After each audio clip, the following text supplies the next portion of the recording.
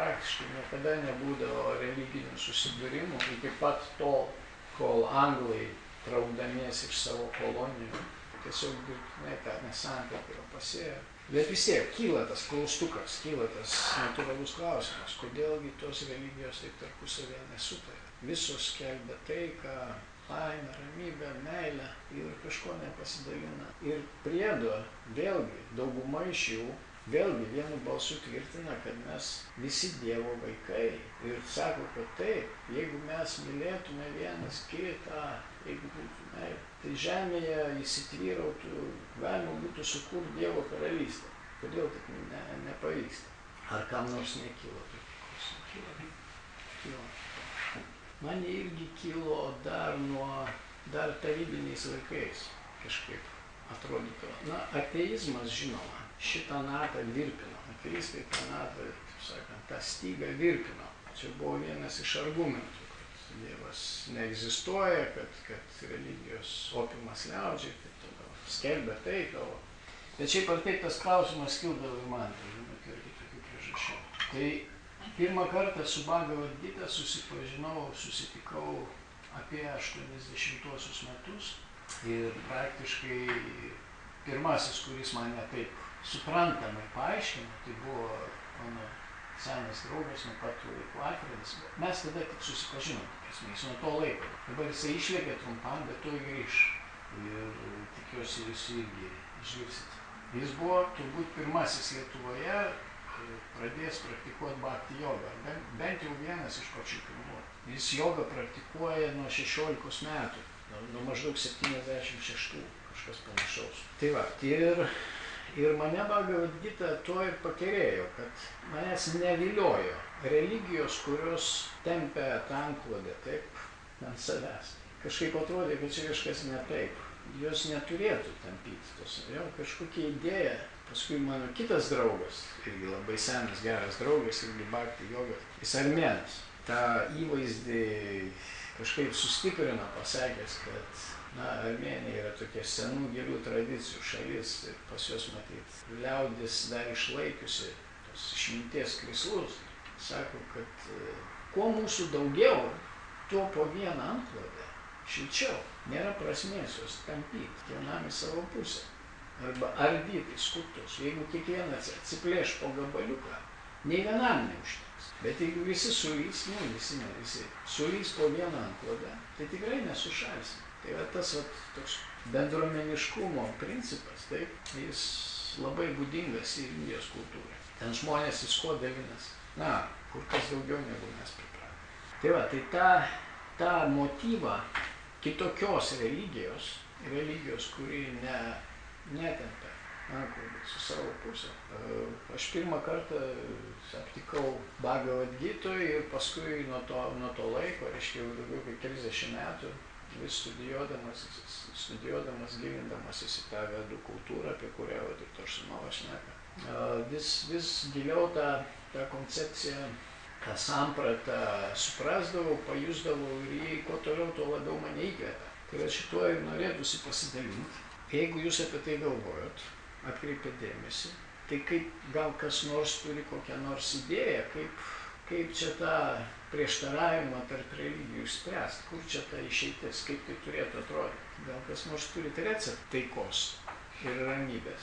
Kaip čia yra, kad mes visi vieno Dievo vaikai ir visi, kaip ir visos religijos šitą tvirtina, bet kažkodėl ne. Kaip čia tą Dievo karalystę pastatyti? Nėra recepto. Prašom, reiškit. Receptų neturiu, bet visų pirma reikia gal susimastyti apskritai jūsų pirmas klausimas, kodėl kyla tos nesantaika ir prieštaravimai tarp religijų. Gal vis dėlto visų pirma žmonės netgi savo, sakykime taip, religijos nesupranta iki galo. Pavyzdžiui, paimkim krikščionybę arba jūs paminėjote islamą. Jeigu juos vis dėlto kviečia gyventi dorai, taikoje, tai kodėl žmonės nenori gyventi taip? Gal jie visų pirma nesupranta savo religijos iki galo. Ir vis dėlto prieštaravimai ir nesantaika kyla ne dėl visų žmonių, o dėl tam tikrų lyderių, kurie iškreipia religijos arba prisidengia religijos nuostatomis, kviečia tai nesantaikai. Ir žmonės, nesuprasdami iki galo savo religijos nuostatų, eina iš paskos ir mano, kad taip yra teisinga. Tai be abejo, pagrindinė priežastis, tai čia jūs 100% teisus, pagrindinė priežastis yra neišmanimas. Tas neišmanimas gali pasireikšti labai įvairiom formom. Ir neišmanantys žmogų, kuris mažiau išmanantis, tuo lengviau jį apkvailinti, manipuliuoti ir kažkaip panaudoti tikslams, kurie nieko bendro su tikraisiais, sakykime, tos religijos tikslais kaip ir neturi. Neišmanimas be abejo didelė problema. Bet pačių religijų ideologijoje, sakant, yra tam tikrų, sakyčiau, metodologinių trūkumų, kurie vienose religijose aiškesni, sakykime, ar dominuoja labiau, kitos atrodo, kad yra vis dėlto tokių, kurios kaip ir išsprendžia tą problemą. Bent jau pačios jos netrukdo savo pasiekėjams išmokti tos etikos, išsiugdyti tokį požiūrį, kuris netrukdytų sukurti tą Dievo karalystę žemėje, apie kurią visos šneka. Aš per tą laiką šiaip domėjausi įvairiomis ir iki šiol tebesidomiu, man interesas mano atviras visoms toms tradicijoms. Esu išvertęs beje ir knygų ir iš budizmo, ir iš daoizmo, ir iš krikščionybės, dabar šiek tiek dirbu. Dar turiu planų, tiksliau sakykime, dar tas darbas, dar anksti apie jį šnekėti. Bet tai prasme, kad man tos temos yra įdomios, tos knygos yra išleistos, beje. Ir toliau tas klausimas įdomus. O, ir Alfredas atėjo, to mes jo sulauksim. Eik šičiau tavęs laukia, žinau. Ir Alfredas Jurevičius, kaip sakiau, vienas iš pirmųjų Lietuvos bhakti jogų, bet jis dar turbūt pašnekės.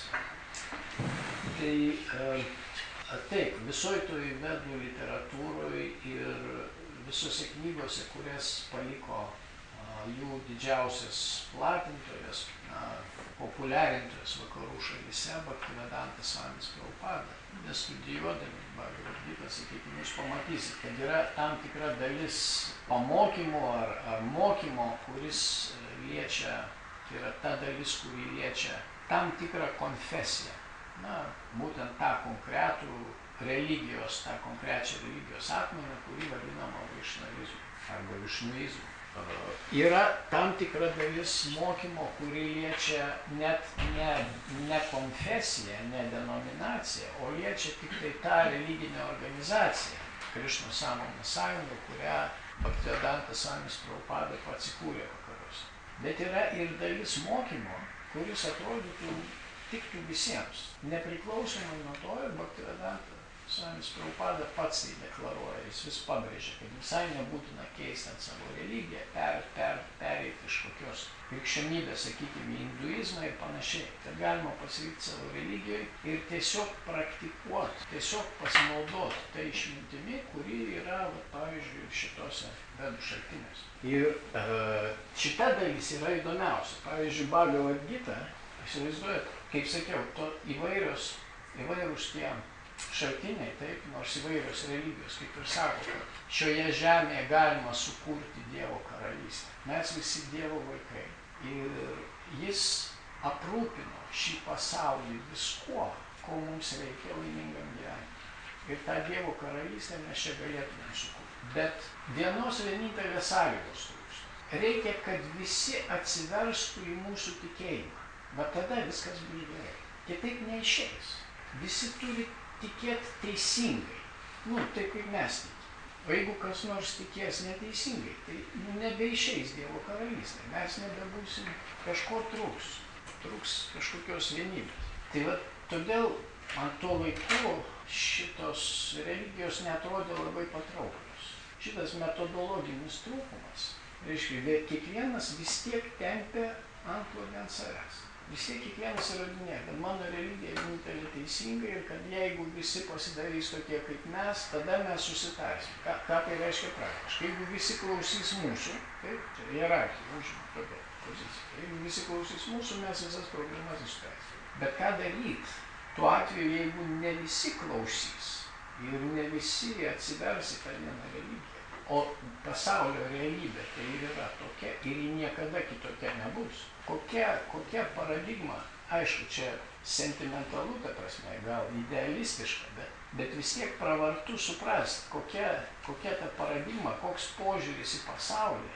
galėtų tą problemą išspręsti, bent jau teoriškai, kad žinotume, kurie kryptimi judėti. Tai va ta tradicinė vedų kultūros tradicinis požiūris yra šiuo atveju ypatingas. Šiuo atveju yra ypatinga. Bhagavad Gitoje, kuri yra hinduizmui kaip tas pats, kas Evangelija krikščionybei, ar Koranas islamui, baigiamieji posmai skelbia, tas turbūt dauguma žino tą tekstą, Sarvadharman parityaja mamaikam saranam vraja, aham tvam sarva papidyo mokshayashyam mashuchan. Tiesiog atmesk, čia Krišna, reiškia Bhagavad Gitos autorius, sako, kad tiesiog atmesk visas religijų rūšis ir atsiduok man. Dievas sako, tiesiog atmesk visas religijas ir paprasčiausiai klausyk manęs. Įsivaizduoju, koks radikalus požiūris. Jis nesako pasidaryk ten krikščionim ar ten dar mesk visą. Krišnaizmas, višnuizmas, viską mes. Tiesiog klausyk manęs. Toks šokiruojantis šūkis. Ką tai reiškia? Kaip čia dabar imti ir klausyti? Kaip tai padaryti? Tai va šitas sugebėjimas išgirsti Dievą tiesiogiai ir yra jogos disciplinos objektas, tyrinėjimo objektas. Šito mes ir mokomės. Joga kaip disciplina, kaip mokslas ir yra būtent mokslas apie tai. Kaip žmogus, visiškai nepriklausomai nuo to, ar jis krikščionis, ar musulmonas, ar hinduistas, ar budistai truputį kitaip žiūri, turėtų išgirsti tą savo vidinį kažkokį balsą, to vidinio vadovo balsą, kuris jį kreiptų per gyvenimą. Šita užduotis yra centrinė. Ir visa jogos disciplina yra skirta tam, kad padėtų mums išugdyti tą jautrumą, sugebėjimą vidinio balso klausytis. Mano ryškiausias pavyzdys iš viso mano gyvenimo, ryškiausias pavyzdys, kuris man iki šiol, jis mane taip ir lydi per visą gyvenimą ir padeda jį suvokti. Tai atsiminimas dar iš vaikystės laikų. Mano tėvukai, jie mėgo aikščiodavo dažnai, vesdavosi mane į spektaklius, kokius į filharmonijos koncertus. Ir tas įspūdis, kurį palieka prieš prasidedant koncertui, reiškia, kai muzikantai savo toj duobėj derina instrumentus. Įsivaizduojat, tie muzikantai, jie visi yra aukštos klasės, yra visi meistrai. Visi jie virtuoziškai groja savo instrumentus. Bet pradžioje tu girdi kakofoniją.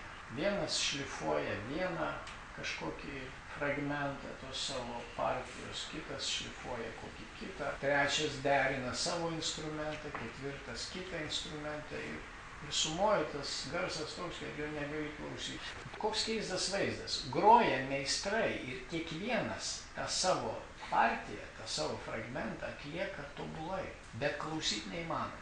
Paskui pasirodo žmogelis su lazdele, nusilenkia, mosteli tą lazdelę ir nieks nepasikeičia iš pažiūros. Visi tie patys žmonės sėdi duobėj su tais pačiais instrumentais ir groja matyti irgi panašiai tą patį, bet vietoj kakofonijos pasigirsta harmonija, dieviški garsai. Viskas pradeda skambėti dar. Man tas Bhagavad Gitos šūksnis, taip, Sarvadharman parityaja, mesk visas religijos rūšis ir tiesiog klausykis manęs, tai kaip tik primena mesgi esam visi orkestras, kažkuria prasme. Kiekvienas turim savo instrumentą, kurį mums davė Dievas. Mes manom, kad čia gal tėvai mums įdavė, bet ne visai taip.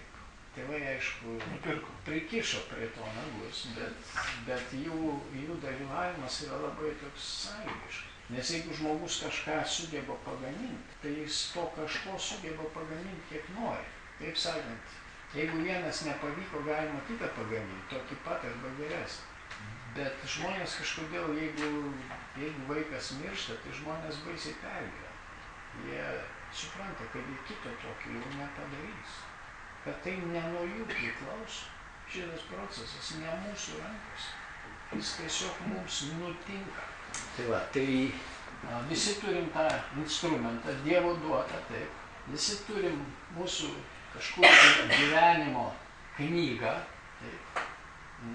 Virtualioje erdvėje mes tos erdvės nematom, bet mes jaučiam, kad likimas yra tam tikra realybė, duotybė, lemtis.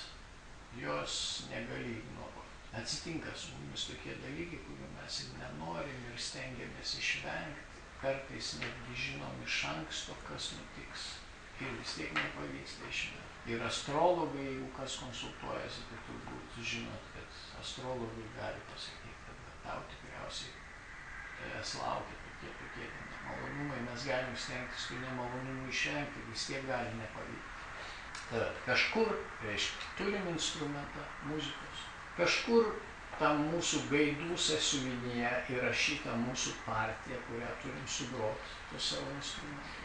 Ir kažkur yra dirigentas, sprendžiant iš visko, kuris mato, ką mes turėtumėm veikti ir kada.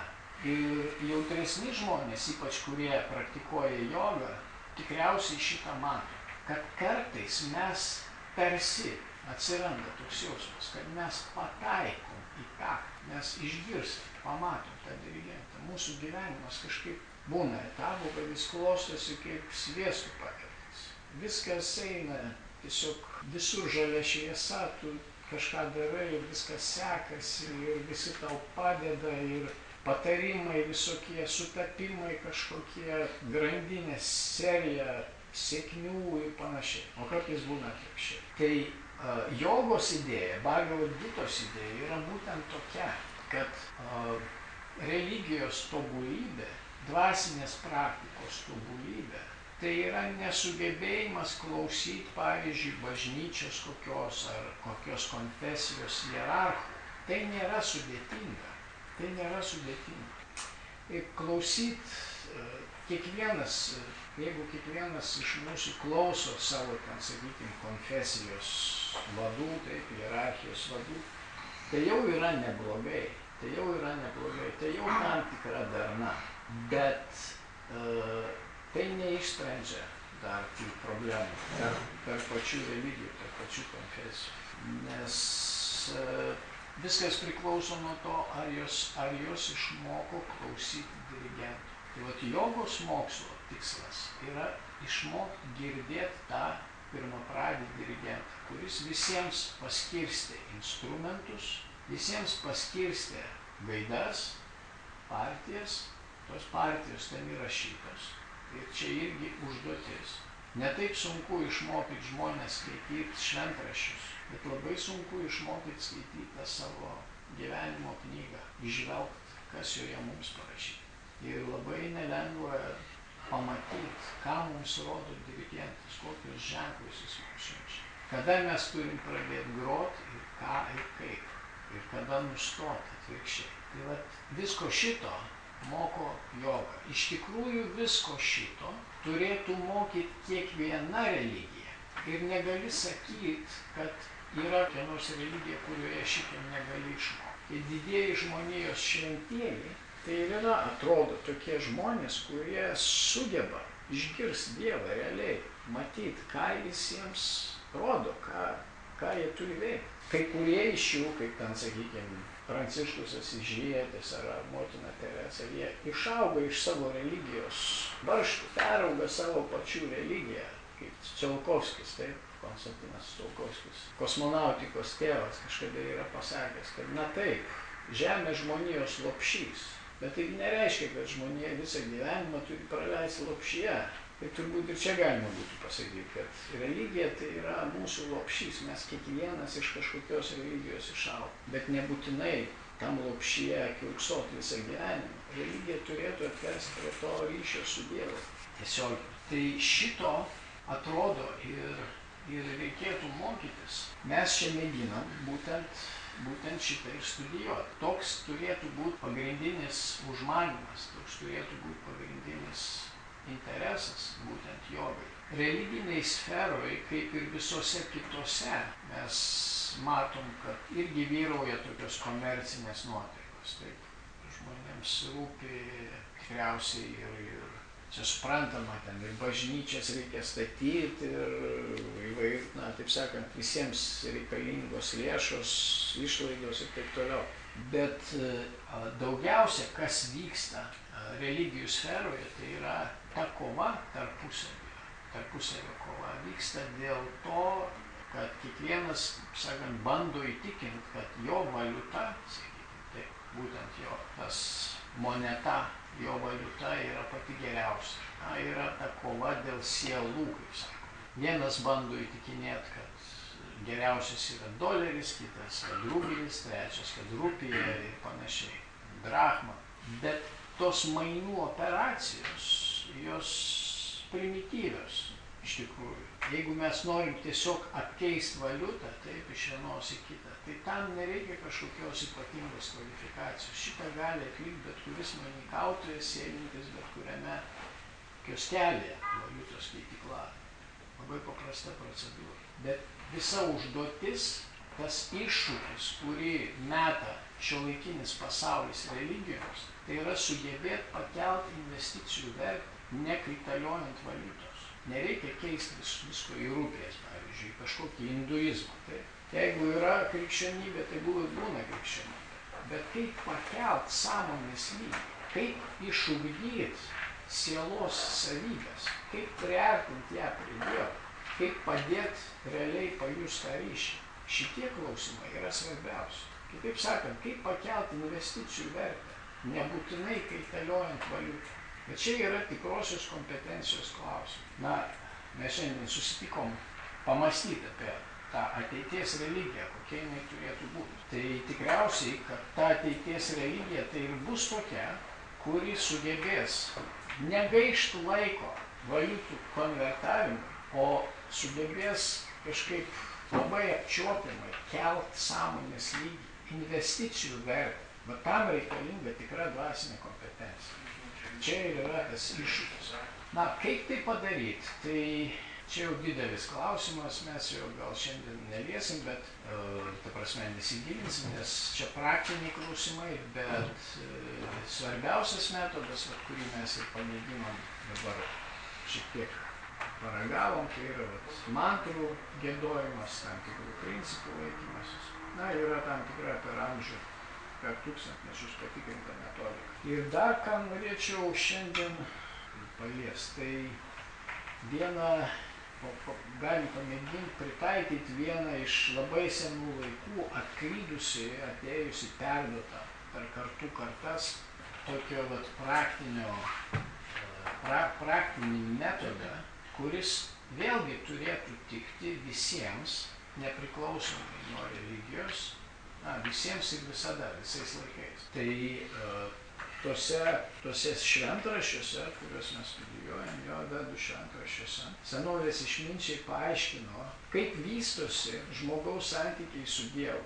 Ir ne tik su Dievu, ir tarpusavėje. Tas senasis mokslas apie santykius, senoji išmintis apie santykius, vadinama bhakti joga, kuri išdėstyta ir Bhagavad Gitoje, paaiškina, kad šiame pasaulyje mes patiriame viso labo 5 rūšių santykius.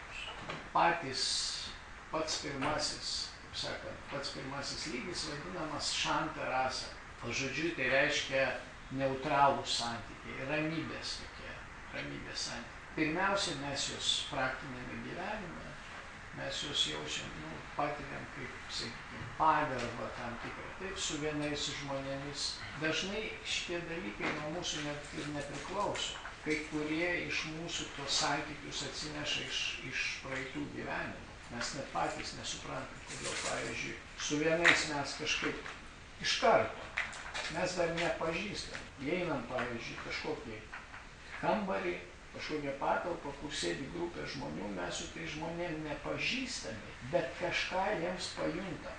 nieko apie juos nežinom, bet tiesiog iš vidaus yra kažkokie impulsai, yra kažkokie pojūčiai. Vienais atvejais gali būti simpatija, kitais atvejais gali būti antipatija.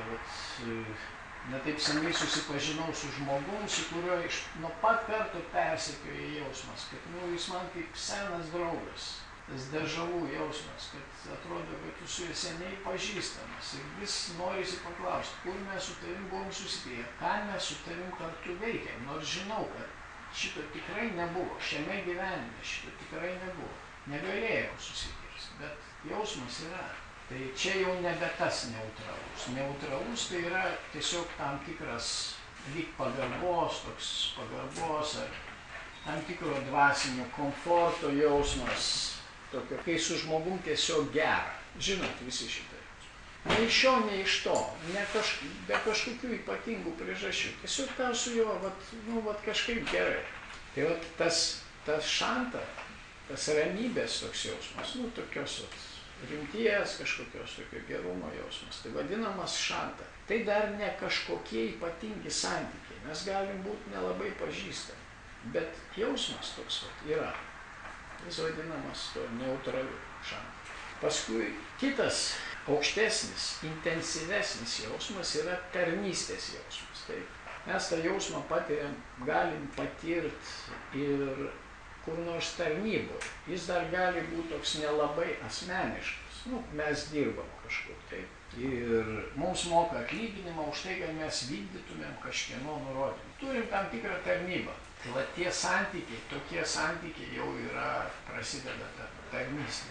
Jie yra aktyvesni negu neutralūs. Mes jau juose kažką veikiam. Paskui dar intensyvesnis jausmas yra sakė, draugystės. Kas yra draugystė, tai visi esat patyrę. Tai yra tas jau toks šiltas jausmas. Jis nebūtinai, jis jau nebeformalus, nebe šiaip tarnybiniai santykiai. Tarnybiniai santykiai, draugystės ne. Aišku, tarnybiniai santykiai irgi gali peraugti į draugystę, bet draugystė jau yra kitas jausmas, kitas lygis. Paskui, reiškia, virš draugystės dar intensyvesni jausmai yra tėvystės. Tai tėvų ir vaikų santykiai. Šitos irgi daugelis praktikų yra. Tikiuosi, kad visi esam patyrę. Visi turim tėvus, daugelis turim vaikų. Paskui aukščiausias, reiškia, virš tų visų yra ta vadinamoji matūrija.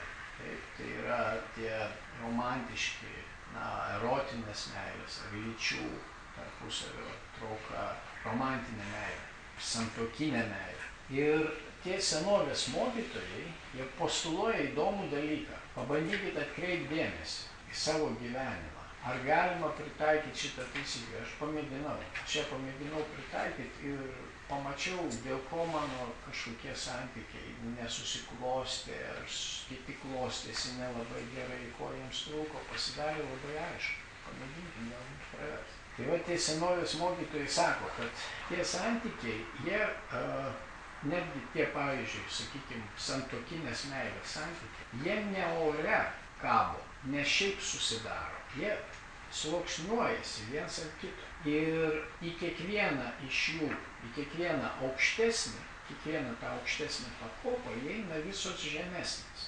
Tai taip sakant, jeigu yra ta tarnystė, tai turi būti ir neutralūs. Jeigu yra draugystė, tai joje turi būti, jinai apima ir tarnystė, ir neutralūs. Jeigu tėvystė, tai turi būti juose ir draugystė, ir tarnystė, ir neutralūs. Ir santuokiniai, kad būtų tikri, juose turi būti ir draugystė, tai yra ir tėvystė, ir draugystė, ir tarnystė, ir tas neutralus komfortas. Atrodo, kad nors mūsų šiuolaikinė psichologija gerai jau pažengusi į priekį ir daug ką supranta, daug ką šiuolaikiniai psichologai pasakoja, aiškina, labai atitinka tai, ką išminčius Patandžalis aprašė prieš 2,5 metų tose jogos traktatuose, jogos sutrose. Psichologijos mokslas tikrai žengia į priekį, bet atrodo, kad šito principo kažkaip nesigirdi, kad šiuolaikinis mokslas būtų įperkantas.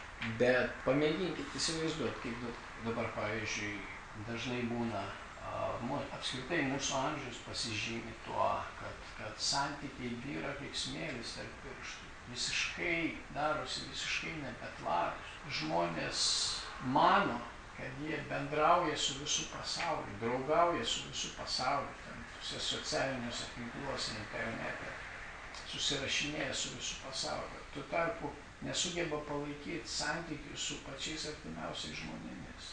Šeimose santykiai trupa, byra. Mes draugaujam su visų pasauliu ir nesugebam susišnekėti net su artimiausiais žmonėmis. Šio amžiaus katastrofa, paradoksali situacija. Ir panašu, kad mums reikia labai tai savo santykiais susirūpinti kasdieniais. Pamėginkit, jeigu jums tokie klausimai ir tokios problemos iškyla, pamėginkit pritaikyti šitą koncepciją, šitą paaiškinimą ir pamatysit, kad labai daug kas išaiškėja. Pavyzdžiui, kokiems nors jaunavedžiams, kurie galvoja, ar susiet, nebūtinai naujavedžiams, bet jauniems žmonėms, kurie galvoja savo gyvenimus susiet. Paprastai tai žmonės tik ir galvoja apie tą potraukį. Ar yra ta romantiška meilė, ta tikroji meilė, ar jinai yra. Ir tikriausiai niekas nepagalvoja pažiūrėti, ar pirmiausia yra tas komfortas, ar tau su žmogum gera. Jis gali būti, kad aistros yra labai daug, tas potraukis labai stiprus, bet ar tu gerai jautiesi pirmiausia, ar ta aistra nesudaro klaidingo įspūdžio, ar jinai, sakant, neužima visos tavo sąmonės. Nes išmintingas požiūris tai būtų toks, kad mes turėtumėm pažiūrėti į ateitį. Aistra užeina ir aistra praeina. Ir kai jinai praeina, jeigu ten nėra tų pamušalų, tai gali būti, kad nieko ir neliks. Jeigu nėra tų pagrindų, gali būti, kad nieko ir neliks praėjus aistrą. Už tai išmintingas žmogus pirmiausia pažiūrės, ar yra tas pagrindas. Ar jis jaučiasi gerai? Jeigu jis nesijaučia gerai, tai kokios priežastys? Dažniausiai mes jaučiam tą įtampą santykiuose dėl to, kad nešiojam kažkokią kaukę. Šis pasaulis tuo pasižymi, kad mes visi atliekam kažkokius vaidmenis. Ne blogąja prasme, nebūtinai blogąja prasme, mes galime juos dorai sąžiningai atlikti, bet mes save tapatiname su jais. Mes dar savęs nepažįstam, nesuprantam, kad esame sielos. Tiesiog tapatiname save su savo tais laikinais vaidmenimis. Jeigu mes kažkaip prastai jaučiamės, yra įtampos kažkokios, tai tikriausiai reiškia, kad ar mes iš to žmogaus per daug norim, arba iš savęs per daug norim. Kad mes kažkur kažką vaidinam, kažkas mums nenatūralu. Yra kažkokios kaukės, kažkas netikra. Ir jeigu taip, tai nebus ir tos ramybės, nebus to komforto. Tai tada arba reikia laukti, kol jis atsiras, kol atsiras ta branda, nes kartais tas pradinis varžymasis kažkoks, tai diskomfortas dėl to, kad mes tiesiog nepakankamai pažįstam. Jis kartais praeina. Tai arba reikia laukti to momento, kada atsiras ta branda, kada tie santykiai jau pasidarys pakankamai brandus ir tas jausmas atsiras. Arba jeigu jis taip ir neatsiranda, tai tada daryti išvadą, kad nors ir yra, pavyzdžiui, aistra, stiprus santuokinės, sakykime, meilės jausmai, tai romantinės meilės ar erotinės meilės jausmai. Bet jeigu nėra to komforto, jeigu su žmogum nėra gera, tiesiog šiaip, nei iš šio, nei iš to, be jokių priežasčių, be jokių aistrų, tai ko gero čia ne tas žmogus. Bet jeigu yra tie jausmai, jeigu tas komfortas yra, tada galim žiūrėti toliau.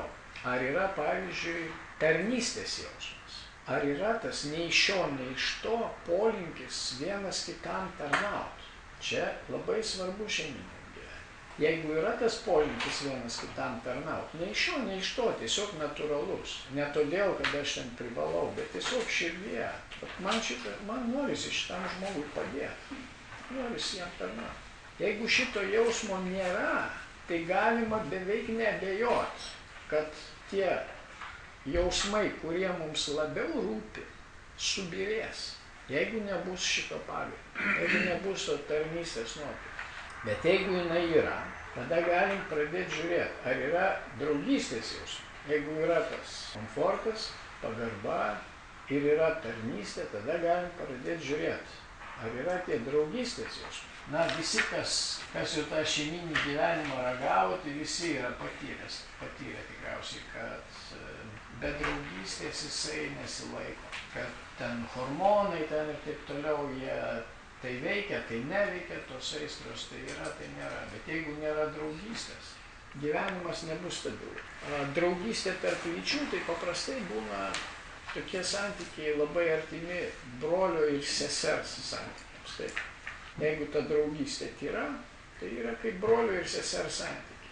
Tam tikras rūpestis vienas kitų ir tam tikras, na, tos prigimtys viena kitą papildo. Yra tam tikras jausmas, kuris veikia ir praturtina santykius, netgi jeigu jie visiškai neerotiniai. Pavyzdžiui, kaip brolių ir sesers, tai ten to lytinio faktoriaus kaip ir nėra. Bet yra tam tikras elementas, kuris tos jausmus turtina. Jeigu šitie jausmai yra, tai tada galima tikėtis, kad ir tas, na, reiškia, ta romantinė meilė išliks. Beje, tradiciniai kultūroje, Indijos tradiciniai kultūroje, bet šitiems jausmams buvo skiriamas didelis dėmesys. Įsivaizduokit, kaip tose didelėse šeimose, ten būdavo labai didelės šeimos. Vaikai nuo pat vaikystės šitų santykių mokydavosi. Nuo pat vaikystės matydavo, kaip elgėsi jų tėvai, kaip elgėsi tetos, dėdės, milžiniškos šeimos. Nuo pat gimimo jie pajusdavo ir tą atmosferą šeimoje, ramybės tokios, saugumo. Nes Indijoje niekada nebūdavo skyrybų. Taip pat pastarųjų metų. Indijoje niekada nebūdavo skyrybų. Šeimos būdavo labai darnios. Bet kūdikis gimęs tokio atmosferų, jis iškart persima ir tą neutralią nuotaiką jis pajunta, kas tai yra šeiminė šiluma, komfortas, ta abipusė pagarba, jį visi gerbė nuo pat vaikystės. Jis pajunta ir kas ta abipusė tarnystė yra. Vienas kitų rūpinasi visą laiką, vaikai vienas kitą globoja, vyresni jaunesniuosius, jaunesnieji klauso vyresniųjų, tradicinė atmosfera. Draugystę irgi jie patiria nuo pat vaikystės. Broliai ir seserys jų visą laiką daug. Jie išmoksta, kad berniukai nuo pat vaikystės supranta, kad berniukai turi rūpintis mergaitėmis, kad jos silpnesnės, visą laiką jums reikia padėti, kad jos daug lengviau praranda emocinę pusiausvyrą, jas reikia paguosti, jos pradeda bliauti neišėmiškai. Jie išauga jau šitą mokėdami. Ir dar paradoksas, bet Indijoje tradiciškai ištekindavo mergaitės, ištekindavo netiesioginę prasme. Ne tai, kad šeiminis gyvenimas prasidėdavo, jis prasidėdavo daug vėliau, bet sužadėtuvės įvykdavo tada, kai mergaitėms būdavo 12 metų, pavyzdžiui, berniukui 14-15. Jie jau tada, dažnai jie būdavo drauge augę, galėjo būti draugai nuo vaikystės, nebūtinai žinom, bet jie tos vaidmenys jau mokėjo nuo vaikystės. Jie tiesiog galvodavo, kad čia dar viena mano sesutė, šita tik jinai bus ne sesutė, o žmona. Bet aš su ja turėsiu elgtis taip pat kaip su savo kitom seserim. Aš turėsiu ją rūpintis visą gyvenimą. Kaip aš rūpinsiuos savo seserimis, taip aš turėsiu rūpintis ir šitą seserimi visą gyvenimą. Ir šeimos būdavo labai tvirtos, nes jeigu tie santykiai jau yra, broliški, seseriški santykiai jau yra, tai prie jų pridėti šeimyninius yra labai paprasta. Ten viskas vyksta automatiškai, nereikia jokių ypatingų. Jo, tiesiog hormonai prideda tos trūkstamus santykius. Bet jeigu jų nėra, tų sluoksnių, tai tada, kad ir kokia bus stipri ta aistra, jie tikriausiai subirės. Jeigu nėra visos kultūros, jeigu mes nuo vaikystės nematę, kaip tie santykiai dirba, veikia, jeigu mes nematę pavyzdžių, jeigu mums čia tik teorija, o realiai gyvenimiškų pavyzdžių nematėm, mums bus labai sunku spręsti gyvenimo problemas. Mes nemokėsim. mūsų reakcijos bus netokios, kokios turėtų būti. Už tai tėvų indėlis, vyresniųjų indėlis į tą jaunosios kartos auklėjimą yra toks svarbus. Mes turim tą pavyzdį rodyti. Vaikai turi tą pavyzdį matyti savo šeimose. Tada galima tikėtis, kad jie ir į savo šeimas perkels. Jeigu ne, reiškia, tos nesėkmių serijos jos tęsis ir tęsis ir tęsis. Jeigu yra, reiškia, tie draugystės santykiai, tada galima žiūrėti, ar yra tėvystės, ar yra tas tėvystės aspektas. Vyrai, pavyzdžiui, visi vyrai puikiai žino, kad moteris kartais būna kaip vaikai, ne visą laiką, bet kartais būna kaip vaikai. Ir čia irgi svarbu pažiūrėti, ar yra tas tėvystės jausmas, ar vyras pasiruošęs globot žmoną taip kaip vaiką, atleisti jai, kai jinai ten kokią nesąmonę iškrečia, pasirūpinti to jos, tokių emocinių tam tikrų silpnumų, taip, nesavarankiškumų, jai visą laiką reikia tos emocinės paramos, kaip vaikui panašiai. Ir jeigu to tėvystės aspekto nėra tokio globėjiško, tai irgi galima įtart, kad tie santykiai nebus labai tvirti, jiems kažko trūks.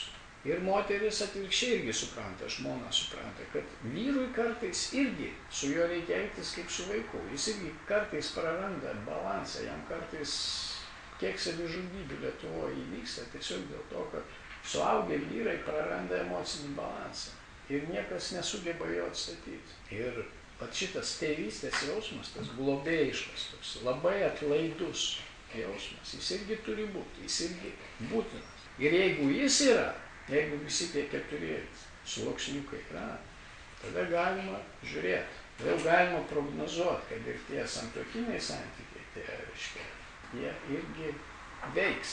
Tai va, čia lyrinis nukrypimas, kuris tiesiog turėtų parodyti, kokių naudingų praktiškų dalykų gali žmogus apknist gerai pasirausęs išminčių raštuose. Ir čia kaip tik tai vienas iš tokių pavyzdžių, kuris, man regis, man jis tikrai padeda. Aš gyvenime taikau, matau, kad veikia, patariu ir kitiems, tikrai galiu nuoširdžiai rekomenduoti. Čia vienas iš tokių dalykų, kurie mums, padeda geriau suprasti savo vietą šiame pasaulyje, savo vietą tame orkestre, taip, kuriame mes visi norom, nenorom dalyvaujame. Esam duobėjai. Ne. Tik tai, kad apie duobę atras savo instrumentą ir dirigentas ir bus linksma. Ir tai bus tik liūdna toj duobėje. Ašaro Pakarė sako, tai duobė turi, kada į tą duobę pasižiūri kaip orkestrų duobę, randi savo rolę, nes gali. Pamatai, kad ta kompanija netokia bloga aplinkui, taip. Tai šito ir norėtųsi palinkėti. Norėtųsi palinkėti sėkmingai studijuoti šitus raštus, žinoma, pirmiausia savo pačių gyvenimo raštą, bet dažniausiai būna atvirkščiai. Pirmiausia pradedi nuo šventraščių. O savo gyvenimo raštą skaityti kaip lengva. Pradedi nuo šito, tai linkėčiau visiems sėkmingai juos studijuoti, rasti kuo daugiau tokių naudingų dalykų praktiškai. Gyventi ilgai ir laimingai. Išmokti klausyti dirigento, nes jis mums numatęs tikrai šaunias rolės, šaunius vaidmenis. Mes ne visada išgirsime. Aš pabūsiu pauzę. Muzikoje irgi pauzės labai reikalingos. Tai be pauzė, tarp instrumentų. Kai apie tą duobę šnekam, aš pagalvoju, kokią šį instrumentą. Man patinka būgnai. Būgnai kam tinka? Būgnai tinka tinginiams. Aš matė, kaip simfoniniai, kiek būgnininkas dirba. Visi tik groja, aš žiūrėjau kažkur vaikšto, paskui, jau laikas atėjęs, jau į kabutės kažkur jau pagrįžuoti. Žiūriu, artėja mano partijas, ir paskui jau visiškai, jau arti jo, natos rodo, jis dirigentas žiūri, pasiima, bum, su tom, lėkštėm. Laikų, vietų, Aš padeda. Paskui žiūri vėl kažkur vaikšto, nes jo natos nerodo. Bet jo reikalingumas, aš galvoju, atlyginimas gavo tokį patį, kaip ir tas vaikelį. Be jo kažko trūktų. Ja? Ir atrodo, kiti galvotų, ką mes čia dabar, jeigu tai būtų konkurencija, tai toj duobėje. reiškia, mes čia dirbam, jis taip ir, bet kada visuoja, klausytojas, jis taip nevertina. Klausytojas galvoja, jis nežiūri, kad ten kiek daug dirba, kiek kas gauna, jis klausosi ir džiaugiasi bendra harmonija. Ir tas būgnas laikų, ir tas kartais paskui tos pauzės, ir reiškia, smuikelis, ir solo, ir tas, reiškia, grožis, gyvenimo grožis, kurį taip pagaunam kampą, pagal kampą. Dėmesio. Noras dėmesio noras. Nes tas smuikininkas, kaip sakė, jis ten širpina, nieks dėmesio nekreipia. O jis ateina vieną kartą, bum, ir visas dėmesys. Visai galima žiūrėti į dėmesį, bet bendruoji, mes klausom plokštelę, taip? Mes nematom tos dubės, bet kai klausom plokštelę, mesgi, sakant, nesirenkam, tiesiog klausom bendrai ir viskas pradžioje, tas būdas atėjo ir nuėjo, viskas gražu. Čia yra ta, taip mes, jeigu pradedam vieną kitą žiūrėti, tu toks, tu aukštas, tu senas, tu jaunas, tu netoks, tu ne tą tikėjimą turi, ne tą. Jau reiškia, toj duobėjai pradėjo disharmonija būti. Jau toj duobėjai, vietoj to, kad gražiai groti, jie kažko kitų užsiimt pradėjo. Arba dirigentų neklauso, arba nemato, arba Felinio filmas, orkestras, ne? Ir galima improvizuoti, sakant, ką jis norėjo pasakyti, kad gyvenime taip, kai tik šviesą užgesino, tie pasirodo, reiškia, kaukės nusiėmė, čia atvirkščiai. Šito muzikantų dube galima įvairių pavyzdžių, čia dvasiniam gyvenime gali pavyzdys, tai galima atvirkščiai, gali iškauti. O tas orkestras, tai toks simfoninis orkestras stebėtinas darinys.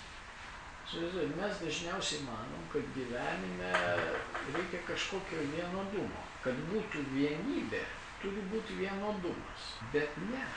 Jeigu įsivaizduojat orkestrą, kurį sudaro vien smuikai, arba vien kokios fleitos. Arba vien būgnai. Arba vien būgnai. Katastrofa. Neįmanoma gyventi. Nebūtų jokios įvairovės. Vieni, sakykime, falcetai arba vieni bosai. Neįmanoma. Turi būti priešybės. Tai ir falcetai, ir sopranai, ir altai, ir bosai. O yra spektras, yra platuma, yra kažkokia erdvė, yra išgyvenimai, kažkas vyksta, priešybės. Taip ir gyvenime. Tas gyvenimo sudėtingumas, priešybės, visą laiką ta nuolatinė kova ir įtampos neturėtų mūsų gluminti. Jeigu jų nebūtų, jeigu nebūtų tų įtampų tarp priešingų, sakant, diapazono polių, čia nebūtų ką veikti. Tu nuobodi visą laiką vienas, sakykime, monotoniškas, vieno tono garsas, koks nors altas, sakykime, visą laiką. Vieną ir tą patį groja, jokios įvairovės, jokio diapazono. Tragedija. Atsibostų gyventi, neįmanoma. Ir tas dirigentas, matot, kiek jis nežmoniškai daug pastangų įdeda į tai, kad aplink mus visą laiką būtų įvairovė, visą laiką būtų priešybės, kažkas nesutaikoma, diametralūs poliai, visą laiką kažkas juda, vyksta, ardosi, įtampos kyla. Iškrovos, žiežirbos, žaibai. Ir kokią istoriją pasakoja, tas dažniausiai, mes turime minėti tą dirigentą, bet ir kompozitorių, jo, ką toj simboliniai aprašymė tos dalies yra tas, kuris dirigentas, dar reikėtų pridėti turbūt ir kompozitorius. Ir reiškia, ir jis kažkokią žinią neša. Nes kai klauso muziką, visada kažkokia tai vyksta pergyvenimo, kažkokia tokia žinia, kažkas įdomaus, ir kažką nori pasakyti. Ir ta gyvenimo simfonijoje irgi yra kažkokia žinia, kad čia viskas ne veltui, turi prasmę tos, ta harmonija, ta žinia judant ir nesibaigiant, viskas turi. Klausimų rankos jau prasidėjo, gal mes ir perėmėm, palaipsniui dar. Laisvai. Šitą temą norėčiau klausimą apie tos polis, ne, pliusai, minusai. Ir dažnai religijos kovoja su to, jie kaip ir pliusas, ne, prieš minusą. Tai gal niekada ir nebus vien pliusas. mes kovojam prieš blogį, nutarėme blogį, mes galvojam, kad tai kažkas blogai. Bet tas blogis kaip ir tada turi būti kaip minusas, kaip įvairovė gyvenime. Gal ir neišeis niekada padaryti taip, kad tai būtų pliusas. Čia panašiai kaip at lemputės, kai dega jo. Įsivaizduokit, kodėl dega. Kad yra, nors tas yra pliusas. Dėka pliusų minus yra energija. Ir tą, aišku, čia visai galima sukinėti dabar. Bet jeigu jis yra ir yra judėjimas, reiškia, judėjimo nėra be poliškumo. Be polariškumo judėjimo nėra. Ir va tas sugalvojimas vyro moters irgi kaip polariškumas. Kaip sakyti, nebūtų polariškumo, vaikų nebūtų. Nebūtų to žaibavimo tarp aistrų, vaikų nebūtų, niekam nereikėtų. Niekas net minties tokios nereiktų tiems sunkumams. Gimdyti, įsimylėti, o meilė tai iš vis, kaip sakant, jeigu nebūtų to kažkokios prasmės, kam tai kentėti? Nu, įsimylėjau ir kančia nekentėti. Aš jį, o jis mane ne, nebūtų, būtų paprasčiau viskas.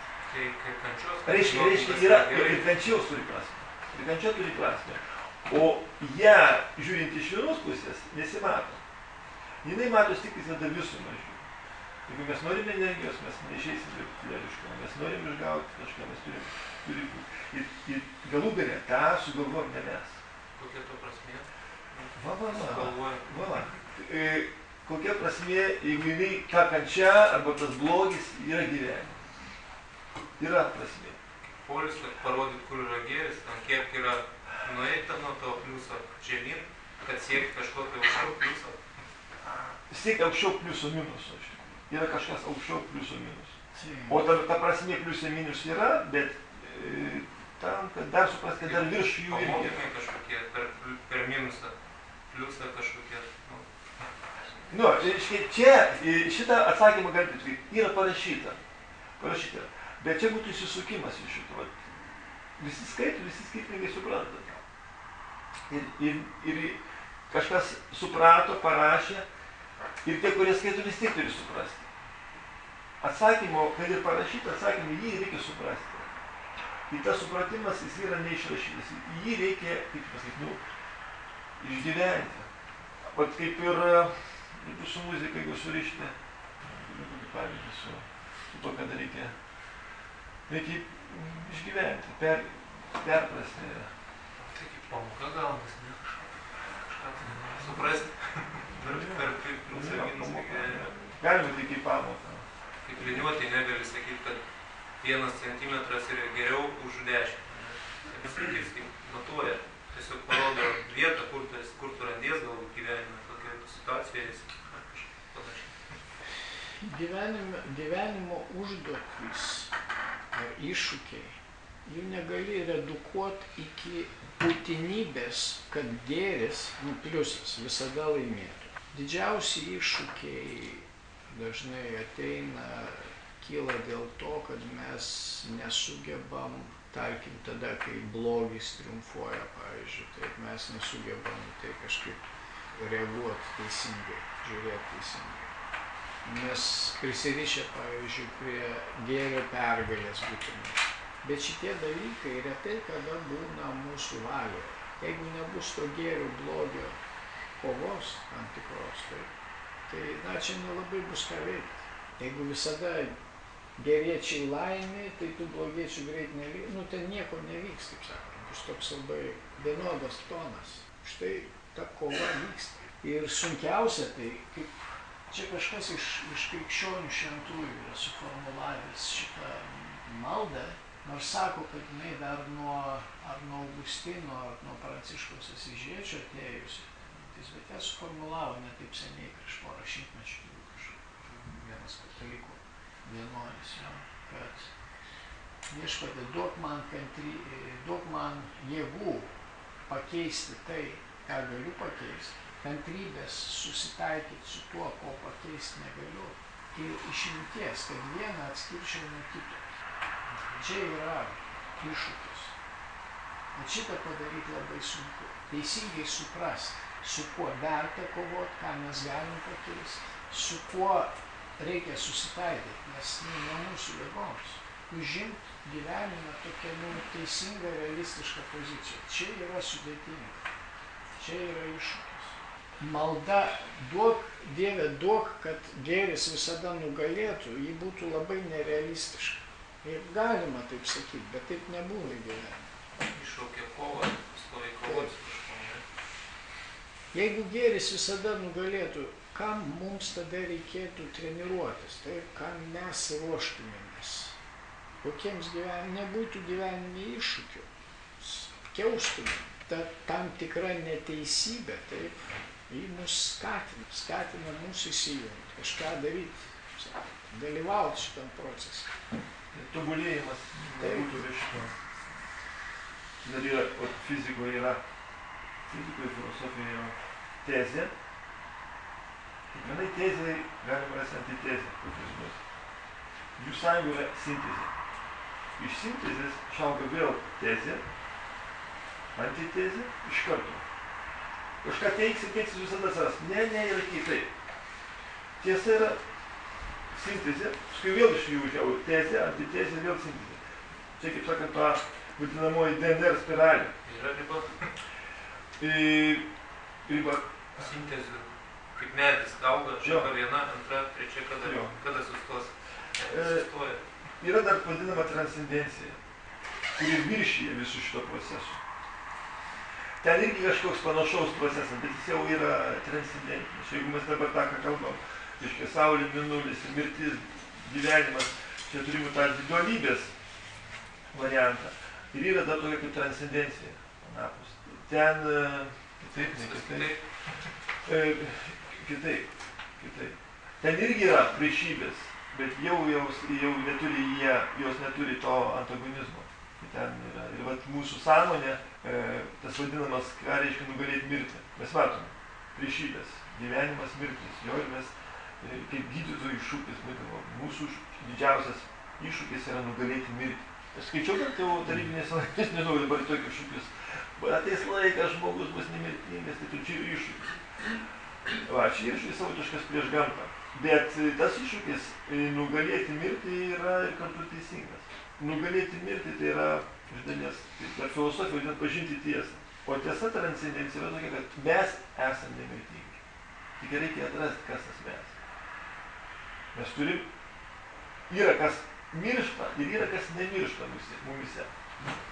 Tas mumise, kas nemiršta, ir esame mes, siela. O tai vadinam transcendentinis lygis. O tą, ką norim, nenorim, mes susidurėm nuo pat gimimo. Pasižiūrėkit savo 3 mėnesių nuotrauką ir jūs suprasit, kad šitas 3 metų mergaitė berniukas nebėra jo. Dabar yra 53 metų mergina ir vyras. Ir dar ne vieną kartą keitėsi, nes pažįstam, kiek kartų mirėm ir kas yra. Ir kažkas yra tas, kas pastoviai buvo. Vis laik tai yra aš. Nors patys savęs nepažįstam. Va tas, kas perėjo visą laiką nuo vieno iki kito. Ir atėjo. Ir išėjęs, jis yra esamės. Ir vat jį reikia pažinti. Tas pažinimas yra, vadinama, savęs tikroji pažinimu, kuris, vadinama, transcendencija. Kažkokia prasmė žmogaus, ne? Jo. Ir va kada ant to šniūro, ant to aš, kur vyksta visą tą, reiškia, priešybės visos, tai yra ant mūsų. Ir ta pamoka yra tikslas, ko viso to simfonijos klausyti ir kur ją pamatyti, yra, kad susidėlioja tikrą dirigentą ir tikrą simfoniją gyvenimo grožį. Ir galima pamatyti, kad yra tas elementas transcendentinis arba dvasinis. Dvasinis, ne religinis, o dvasinis. Ir va toj dvasinis srity visi sutampa. Visi šventieji, visi įvairiaus amžius, visi apie tą patį šneka. Jeigu juos surinkti į vieną vietą, būtų Kristus, Muhamedas, jie tikrai karų neskelbtų. Jie, kaip sakant, įvairiai ten bandė režisuoti, kas būtų, jeigu jie sueitų. Sako, turbūt šypsotųsi, apsikabintų, pasišnekėtų gražiai, bet nebūtų, nešaudytų vienas iš kitų netiesus. Jie visos tiesos yra. Čia yra tas pats elementas. Tas pats, sakant, galima, mūsų filosofijai sakoma, kad yra tas pats Dievas, tik tais įvairius ir pavidalus. O pavidalai įvairius yra daug, kad laikmetis jis žaidžia, jis ką nori tą darosi, tai taip, kažkaip savo tikslais, galų galia tos partijos groja, pastovi simfoninis orkestras groja ten, reiškia, nenustoja, nesikartoja, vis įdomaus, vis naujo kažką. Ką reiškia linksmybė, žaidimas, ką reiškia? Kai vaikai žaidžia, jie bežaidžia sugalvoja taisyklės, taip, paskui gal sugriavo, dabar žaidžiam taip. Nu gerai, vėl žaidžia, pastoviai, reiškia, pastoviai nauja, ir visą laiką jiems Tai šiaip, kad ne mes žaidžiam, bet Dievas žaidžia. Iš tikrųjų, jo, čia, jis žaidžia, tikrai. Vadinti sūnumis būtų lyg tai kaip skaudu, jo. Mes kaip žaisliukai. Kaip pelytės. Kaip pelytės, jo, ir taip kažkaip tai, lyg tai žaidžia mus. Kas su mumis žaidžia dabar? Bet jeigu mes save, jeigu atrandam, pamatom tikrai ta muzika, ta harmonija yra labai gražu, mes turime prisijungti prie jos. Tai tada, jeigu pamatom dirigentą, mes turime dirigentą, partitūrą savo, žiūrim gražus kūrinys, turime prisijungti prie jo. Tai mūsų pačius džiugins ir visi džiugaus. Kai mes pamatom tiesą, tą vadinam absoliučią tiesą, tada belieka noras įsitraukti į ją. Bet kodėl mes garbinam? Pačiam Dievui aukščiausiai, aš manyčiau, mes neturime kokybės, ar kažkokie reikia to išorinio mūsų, visi tai, kad šitas kažkaip, visos religijos garbina vienaip ar kitaip, kad Aš turiu, mano atsakymas yra toks, jo, mes matom, kad garbina, jo, ir mes nesuprantam, o kodėl garbina, negi jam reikia, jis toks, reiškia, sakant, reiškia, negi jis toks, kaip sakant, nu, vat, filme sėdi karalius ir galvoja, nu, gerai, pajacą man reikia čia, liūdna man, nu, šitą pajacą čia, gerai, eikit, lauk, nusibodu, reiškia, nu, dabar, reiškia, galvoja, nu, gal, girdi, nu gal man pašlovinkit mane. Ta, ką mes girdim garbinimą, tai yra šventųjų širdies balsas. Ta, ką jų maldos, tai yra jų ekstazės išraiška. Ta, ką jie... Mes rašom, pavyzdžiui, taip. Poezija, jo. Ir mes... Puškinas rašo laišką mylimai, ne todėl, kad tai jo pareiga. Jis šiandien privalo parašyti tiek ir tiek eilučių. Ne, jam tiesiog širdis lieka. Ir mylimoji, kurie jis rašo, jinai visiškai nesitikė. Ir jinai net neprašo jo, kad, klausyk, jeigu tu myli, tu įrodyk. Ir ne šiaip savo eilėm prašom. Taip irgi nebūna gyvenime. Jeigu man nepatiks, aš, taip sakant, ieškosiu kitokio. Taip irgi nėra, gyvenime ne taip yra. Tai yra, kada pamato įsimylis, taiga jos tos eilės dėliojasi. Mėnulis imamas, žvaigždės renkamos, reiškia, daromas vėrinys ir bandoma pateikti mylimai. Ir va tą, ką mes matom, tas maldas, tai jų, kurie pamatė, reiškia, absoliučią tiesą, akistatą, susitiko, jie, prasme sakant, pradėjo va taip garbinti. Ir garbinti, ir tai lėmė, ir taip toliau, čia yra maldos. Ir iš šalies galvoju, nu, tikrai, atrodo, ką jis, sakant, pataikavo, nori įsiteikti, prasme, kažką tokio. Ir tas, kuriam skirta, reiškia irgi, nu, atėjo laikas. Aš poetus, aš mėgstu poetus, man yra Rojus Kampelis, ten poetus surinksiu, man reikia jų kažką, tai jie užimsiu juos, kad jie man skirtų kartą, reiškia, mane pašlovintų. Čia jau mūsų fantazija, čia mūsų idėja yra, ką kompozitorius ir dirigentas kaip jis atrodo ir ko jam reikia. Bet tie, kurie susitiko akistatoje, jie tikrai poetas negali netylėti. Ir tą iššaukia...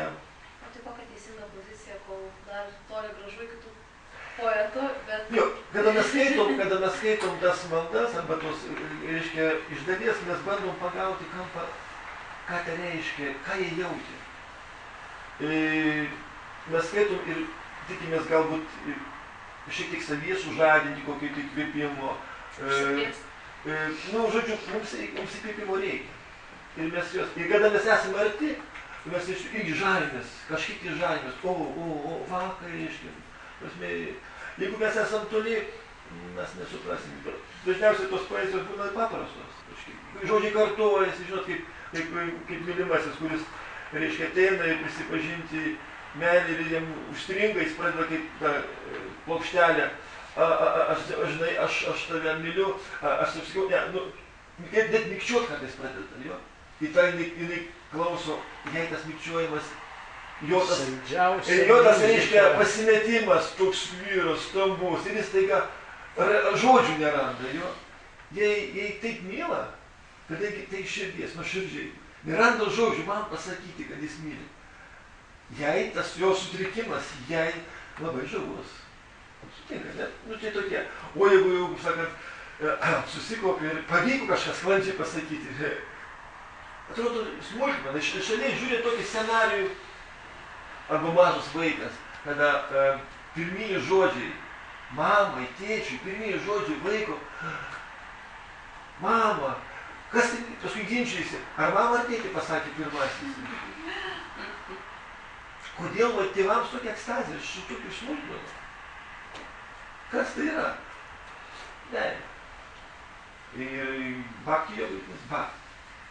Mes jos turim, pas visus yra tas tabeliniai, sakant, kaip vanduo šlakas, kaip ledas kietas, kaip cukrus saldus, taip ir siela yra meilės potencija. Jinai iš jo, reiškia jinai tokia. Ar mes paimam Baltijos vandens visus surus, visas vanduo, ar mes paimsim lašelį, bus surus, taip ir mes, jis toks ir mes tokie esame, tikės mūsų daug to, kaip sakant, to šlako. Ir mes žiūrim ir, kaip sakant, ir bandom. Grozi, simfonija graži, o mums reiškia kažkokia kakofonija.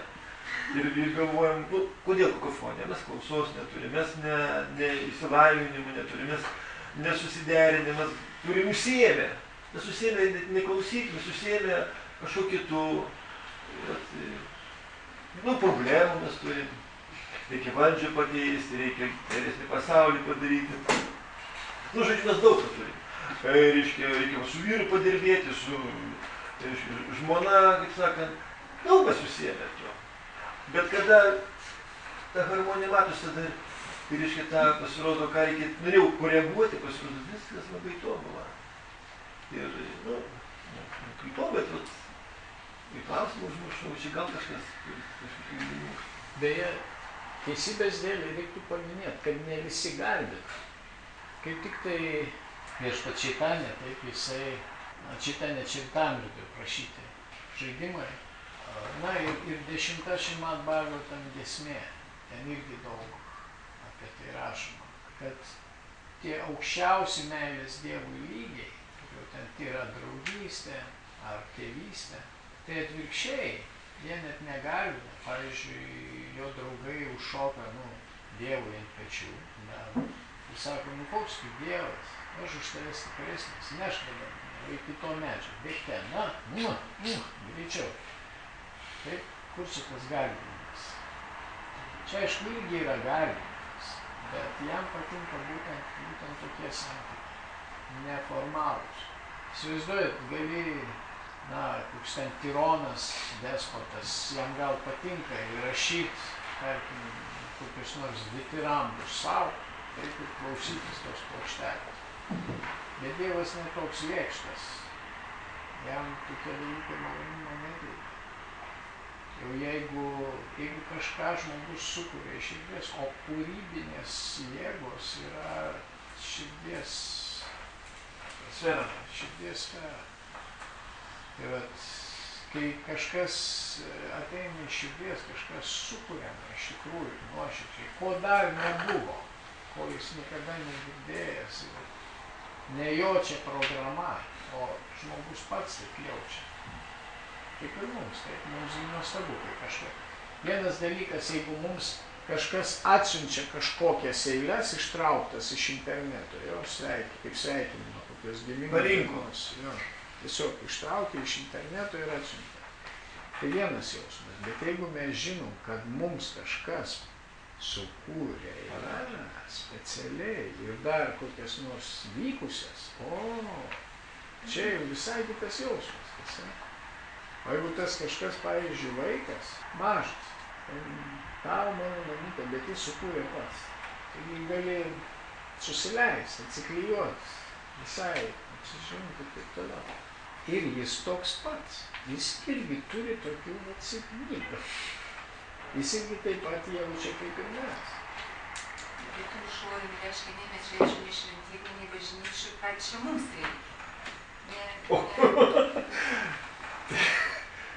O kaip kitaip? Kaip ir?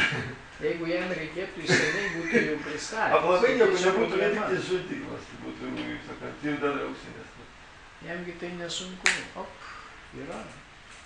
Ir čia dar yra apie tas valiutas, kur yra, reiškia, tos valiutos irgi skiriasi, bet kiekvienai valiutai yra pamatas. Ir kam, koks pamatas yra tai valiutai? Auksas. Reiškia, ir tos religijos tikrai jos skiriasi ir skirtingos yra. Ir taip kaip valiutas skiriasi, reiškia, už, sakykime, 100 gramų aukso galima tiek dolerių, tiek eurų, tiek rubijų ir baltarusiškų rublių irgi tiek, jo. Reiškia, ir vertėjos yra tiek, kiek ir daugiau gryno, reiškia, kaip aukso. Ir pagal ką? Pagal santykių intymumą. Tada turėtum tiesiogiai su juo kalbėti. Kaip ir išpažintis turėtų būti ne per kunigą, o... Bet taip ir turėtų būti, iš tikrųjų, galų gale, tai visos tos žemesnės praktikos, pratybos įvairios, jos turėtų atvesti prie to, kad žmogus galų gale šnekasi su juo, taip pat kaip mes su jumis. Ir klauso jo taip pat aiškiai, girdi, taip pat aiškiai, kaip jūs dabar mane girdit. Jisai sako, dabar daryk taip. Ne, dabar taip nedaryk, daryk taip. Ir, sakykime, jau klausimas kyla klausimas. Žiūrėkit, yra, gerai. Čia klausimas apie dirigentą. Čia visą laiką yra šneka apie vidinį dirigentą. Žadėjai. Ateik čia, jeigu nori sakyti iš čia. Čia dar vienas užsimaskavęs jo. Yra, žiūrėkit, kada mes sakom, aš pažiūrėjau, norėčiau iš karto pasakyti, kad sako, Dievas sako, daryk tą. Kada, imkim, mūsų santykiai yra tokie kaip darbdavio ir reiškia, darbininko. Ten taip ir yra. Ateina, raportuoja, padariau, ką man daviau daryti. Ja? Bet nėra vien tik tokie irgi yra santykiai, bet kai imam, sakykime, jeigu yra šeimoje. Čia bet kiek jūs sluoksniai, ta prasme, kiek jūs santykiai 5. Dar, aišku, yra dar vienas 6 sluoksnis, nepaminėtas, panakynė. Yra tokia nesantuokinės meilės. Jo. Reiškia, ten vėl kitos taisyklės. Santuokinės meilės yra viena, o nesantuokinės jos dar kitokios yra. Tai vat, kada šičia yra, ten nėra, tai niks nesako, tom daryti. Niks nėra. Ten tiesiog reiškia, jis mylimasis dar nesugalvojo, ko norėtų, o jį jau žino, ko jis norės. Ir čia gaunasi priklausomai, jeigu tu tokiuose santykius, tu klausi, bet kaip darbininkas, ką jis man pasakė dabar, daryk, nedaryk, nesako, aš einu pamiegoti, dar kažką. Oi, vėl mane pažadina, man reikia kažką daryti. Meilės santykiuose taip nebūna, daryk, nedaryk. Tiesiog tik ir lauki, tik ir galvoji, ką jam dabar vėl malonaus padaryti. Bet jeigu, tai reiškia, mūsų santykiai yra tokie, kad kaip būna ne tai, kad aš galvoju, ką padarysiu, bet reiškia, ką aš noriu pasakyti, kad ką jis be padarytų, man viskas malonu. Nu irgi tai būna, jo. Bet tai, kad galvoju, man reikia išsiaiškinti, ką jis mėgsta, jo. Irgi, sakant, kad jis mėgsta tą, aš kažkaip nustebinsiu. Bet jeigu yra tokie, jis gali atnešti sausų lapą. Ir matė sausi lapai, bet nu jo. Tai kokie gali būti sakyti, sako, daryk, nedaryk. O čia yra bhakti yoga. Ryšys toks gali būti, čia realu. Realu. Tie šventieji ir yra tie, kurie rašė tas eilės, kad jie tokius santykius turėjo. Jie neklausė, kaip sakant, ką man daryk, nedaryk. Jie tiesiog, kad daugiau nieko nedarė. Ir nieko įsimylėjęs žmogus iš nenormalus. Reikia pripažinti. Sutikit. Jį kartais pavojinga ir paleisti gatvę, jis gali nesuprasti raudono, neraudono, jisai sutinka su to. Bet yra biškai tokia anomalijos tokios. Jo, ir tie visi šventieji, kurie turėjo tos jausmo to, jie nenormalūs. Jis visuomenėje savotiški. Ir nieko nepadarysi. Jie visi vadinami, kaip ten jie tokie rusiškai, urodivai, jurodivai, taip toliau. Nes jie jau, kaip sakant, Dievo durneliai. Dievo durneliai tokie.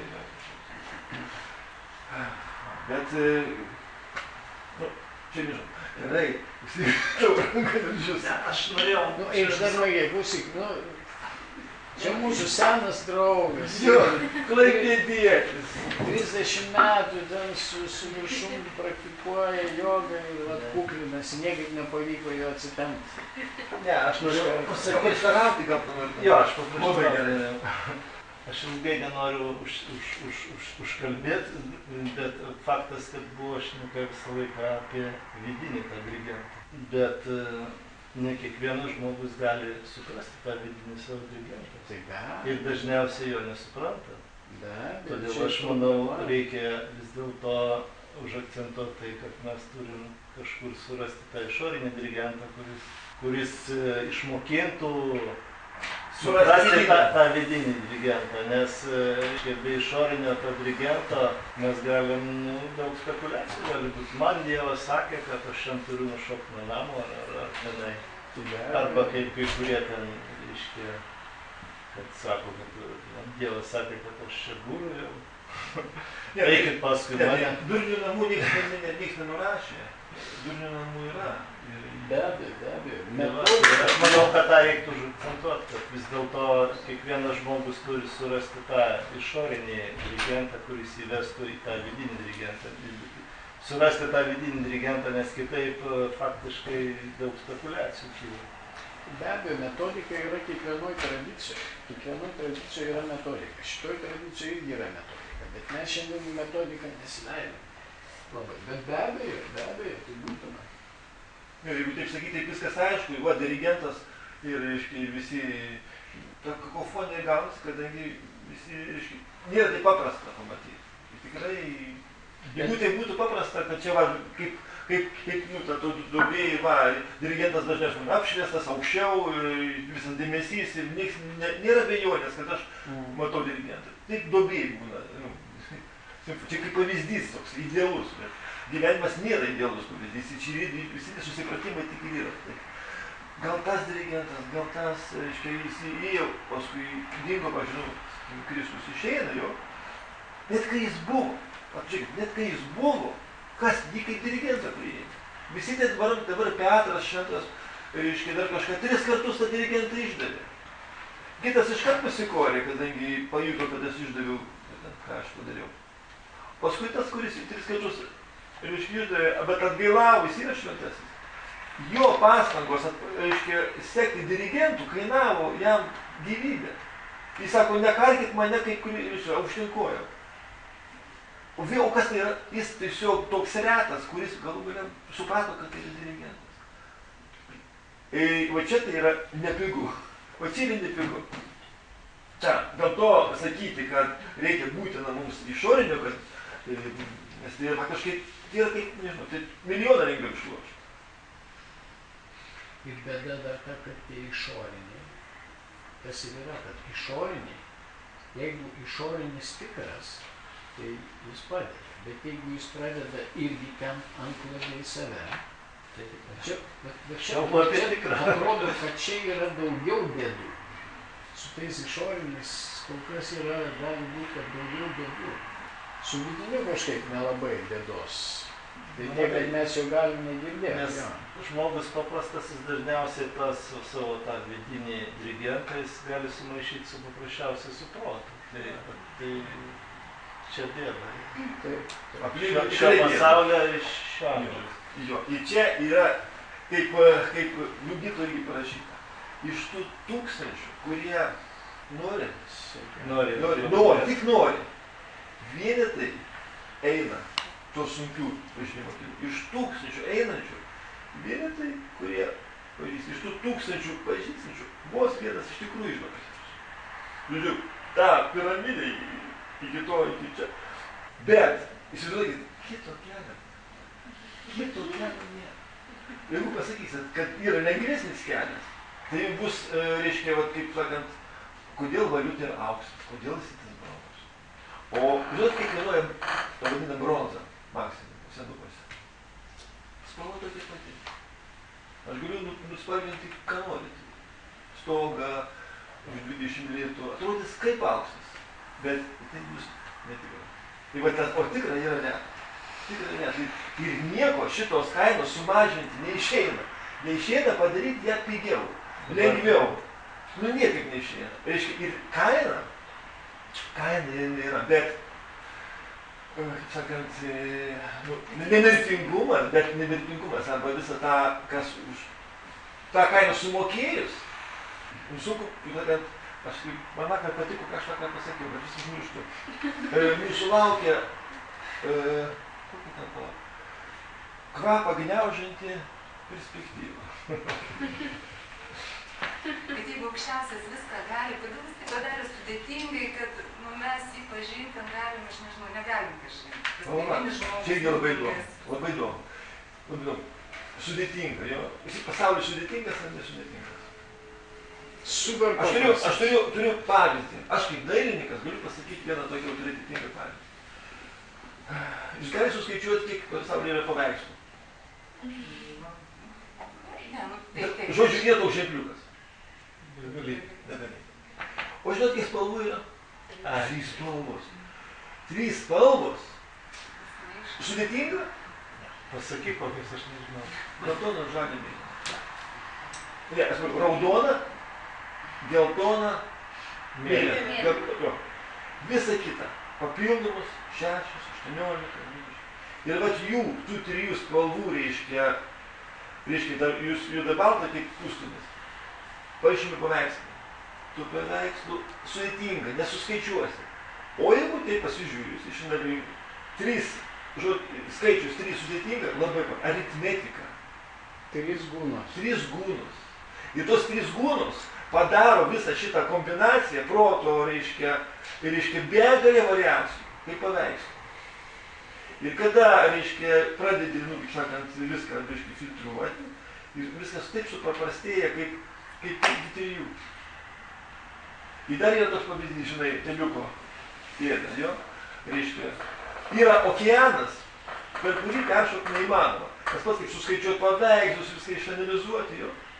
Ir kaip padaryti gyvenimą, kad tai būtų kaip 3 kapeikos paprastas.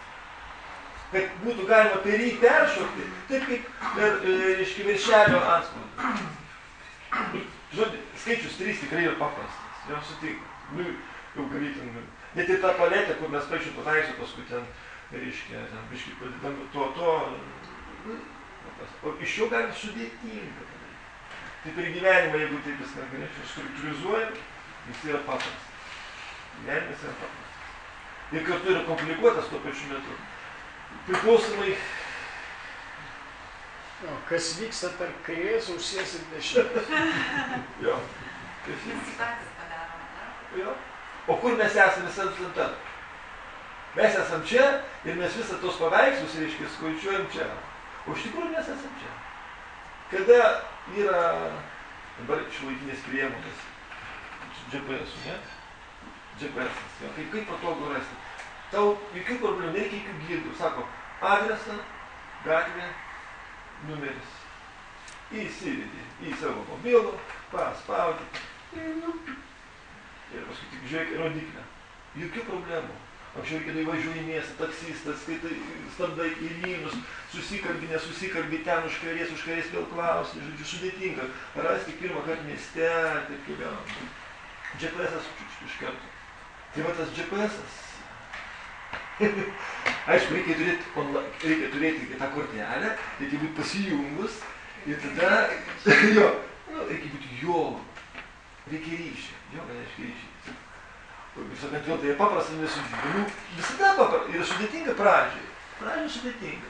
Mes vieną žingsnelį, GPS-as link mūsų eina vieną žingsnelį, mes antrą žingsnelį, jis dar eina. Ir susitikimas kažkur vyksta. Tada sako, dai kontraktą. Padarom, aš noriu turėti, jis grįžti su tavim. Gerai? Gerai? Ką? Bet paprastai, jo valiuta yra paprasta. Viena valiuta įsima. Įsima tik viena valiuta. Žinot, ką? Ne. Kitos valiutos nėra. Ir žmonės tarp kitos valiutos net nepriėmė. Pabandykite nusipirkti, kaip sakant, veidą. Pabandyk, aš kažką gali nusipirkti. tą vadinamą išdažytą bronzą, jo. Kad ten galima, čia iškilint, ką sakoma, pavyzdžiui, padarau aš papieno šalčių, kalnu, dažau bronzą ir prašau kainą, jo. Ir va tikras originalas, 100 gramų aukso. Kiek nori gali padaryti. Bet jeigu mes norim tikrų dalykų, nieko neišeis, reikės šitą valiutą sumokėti. Tai yra savimi. Nes mes esame. Kito kelio nėra. Ir paprasta, ir sudėtinga iš pradžių.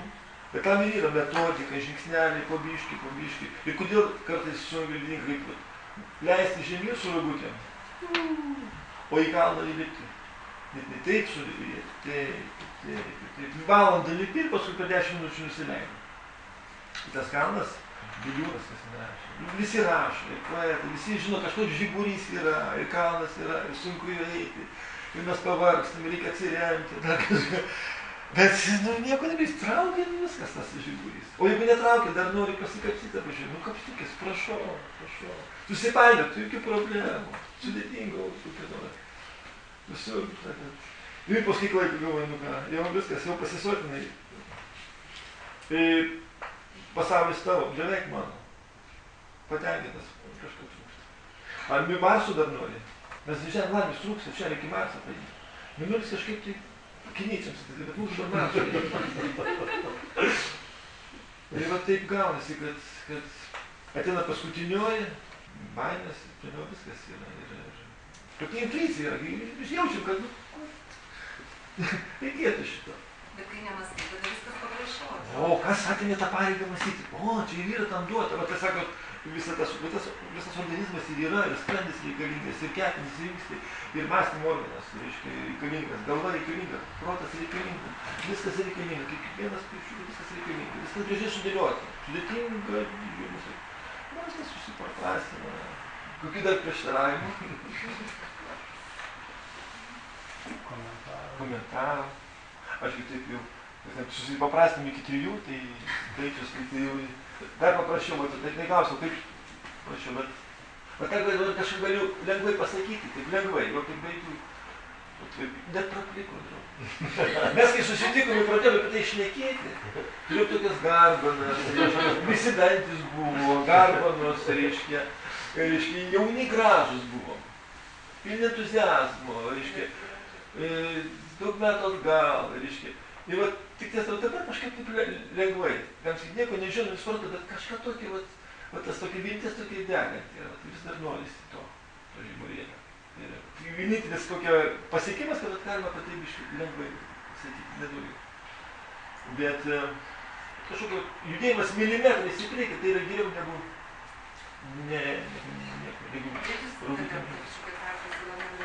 Sakai, jūs tu visą amžių, ta prasme, įsivaizduoju, atidavę tam studijom, darim kokią kaimo močiutę, jinai nuoširdžiai tiki, jinai nieko, jokių filosofijom, nieko, bet jinai tiki ir viskas.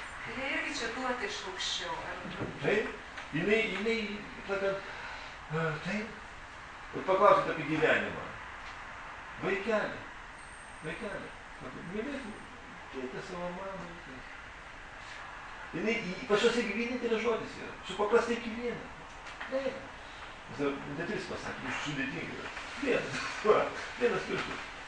Buvo tos močiutės, kurios, reiškia, viską apie gyvenimą, pačios viskas, jos mylėjo visą gyvenimą, savo karvutę, ožkutę, anūkėlį, vyrą palaido, viskas. Ramiai, taip. Ir jinai, sakant, nežino tos jogos, nežino sanskrito, nieko, bet esmė tas pats. Jinai, jo, apie tai ir kalba. Jinai nežino, kaip tas Dievas atrodo ar kažką. Susitiks ir pamatys. Jie turi santykį. Ir tie santykiai, kaip sakant, bus išgryninti. Anksčiau ir vėliau.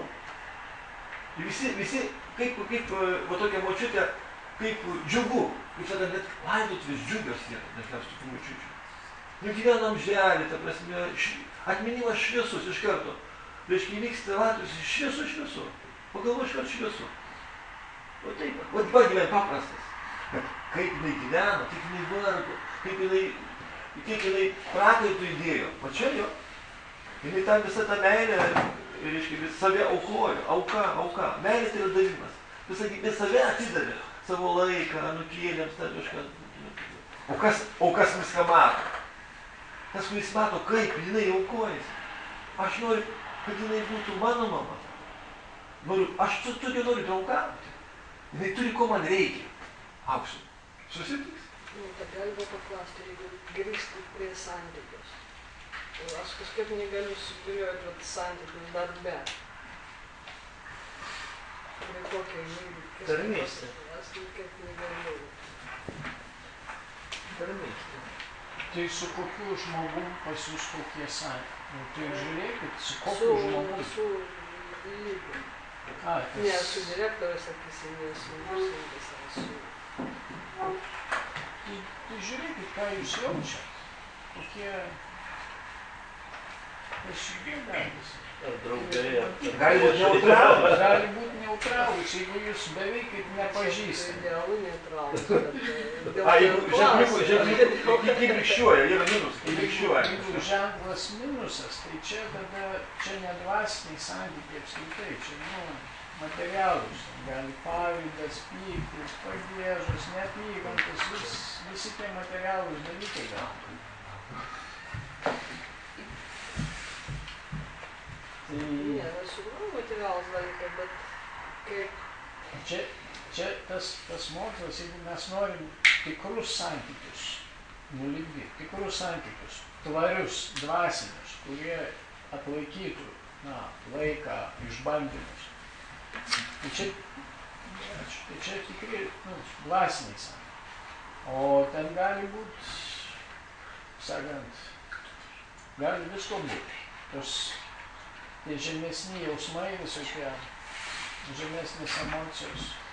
Apie tuos tai šis nieko nešnekėt.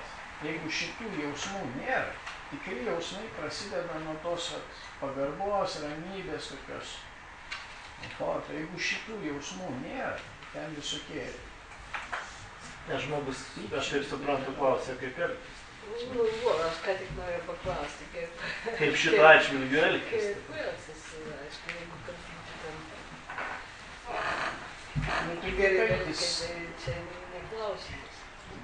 Kaip elgėsi kiti, nuo mūsų nelabai priklauso, bet mes galim rinktis, kaip mes elgsimės. Tai mes tenkimės jiems jausti gerus jausmus. Bent jau neutralius, ar ten patarnaut, ar draugiškai elgtis su jais. Čia nuo mūsų priklauso. Bet tai nelengva, žinai. Aišku, jeigu, mano toks būtų pasakymas, jeigu, sakykime, mes jos tie santykiai neišvengiami, tai žinai, mes turėsim, niekur nedingsim, žinai, jų susitikti. Mes net ir tiems neutraliems, aiškiai, mes dažniausiai mūsų provokuoja, kad mes apie juos pradedam blogai galvoti. Ir tam reiškia, kad mes pakeistumėm, tas jį negalim pakeisti, bet savo mąstymą apie jį galim pakeisti. Ir va čia yra tokios pratybos. Pratybos jos tokios yra, kad tikrai visi mes esam sumaišyti gėrio ir blogio, juodo balto.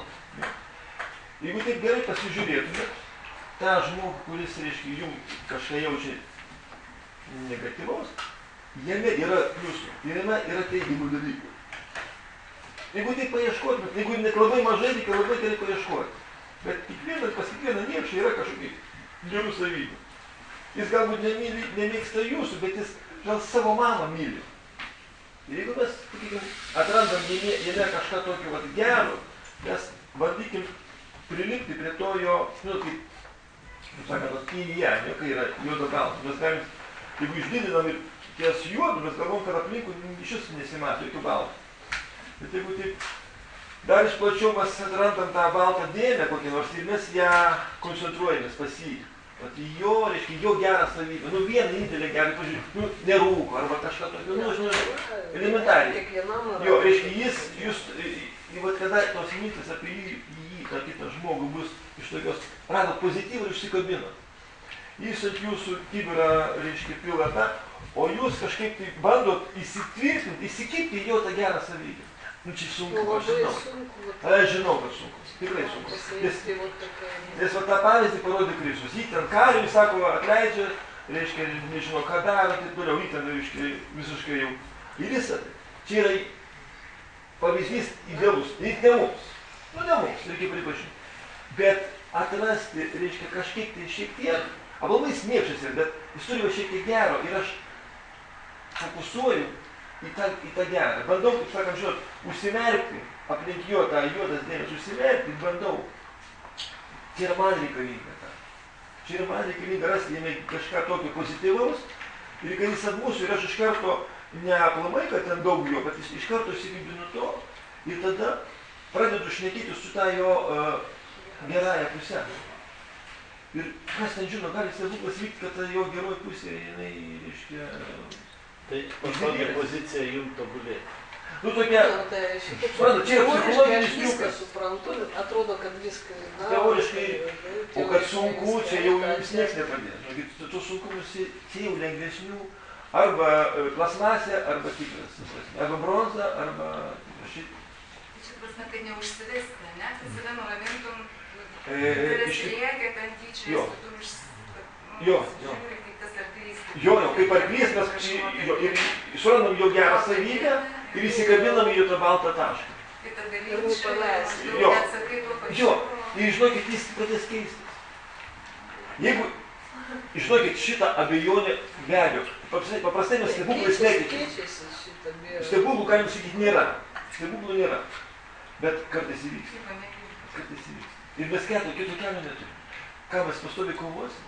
Ne, nu tai tada belieka tokiu pat tonu kalbėti, tada tu įsitrauki. Įsitrauki ir non-stop. Tada viskas, tada iš to mažo, iš lauželio bus pasaulinis karas. Nu, tai mes norim kuo greičiau, čia labai liūtas kažkaip.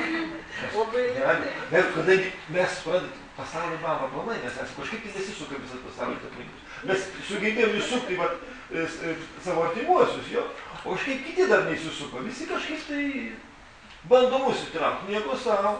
Ne, aš turiu kitus įtraukti. Čia yra. Toks atvejis buvo, kai viršininkas rėkia kokią 10 minučių ant paprastinio, o valdinys nuleidęs galvą klausosi.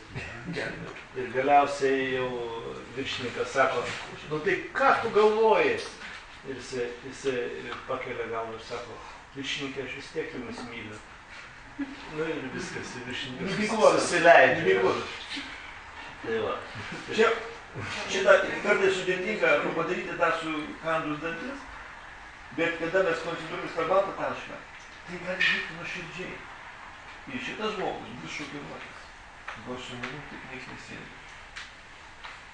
Ir man teko tokius stebuklus matyti. Ypač armijai. Jo, aš dabar nepasakosiu, bet man teko... Papasakok. Aš iš patirties. Tai visai neseniai buvo su to mano padėgėjus.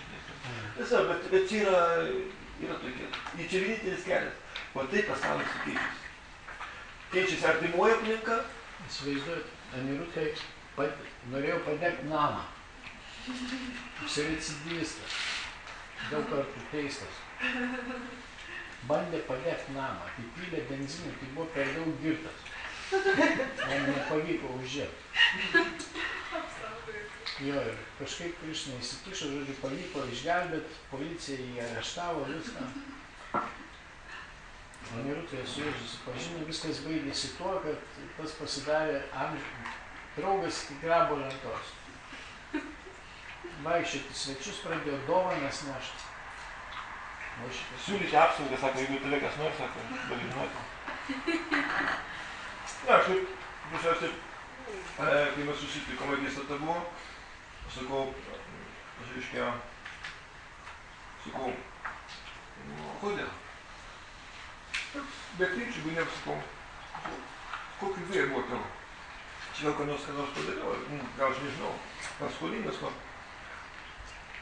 Vis papasakau, kad reiškia, tas, kuris žemę pirko, nesumokė, bet sakau, aš. Viskas kažkiek tam gavo, tai viską aš. Nu, aš galvoju, kad čia tu.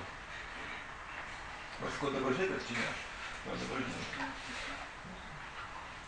Na, Tai čia, nu, lygintis paprastai. Paprasčiausiai, sakant, aš jį neutraliai pasižiūrėjau. Aš jo nepažįstu. Nežinau jo motyvų.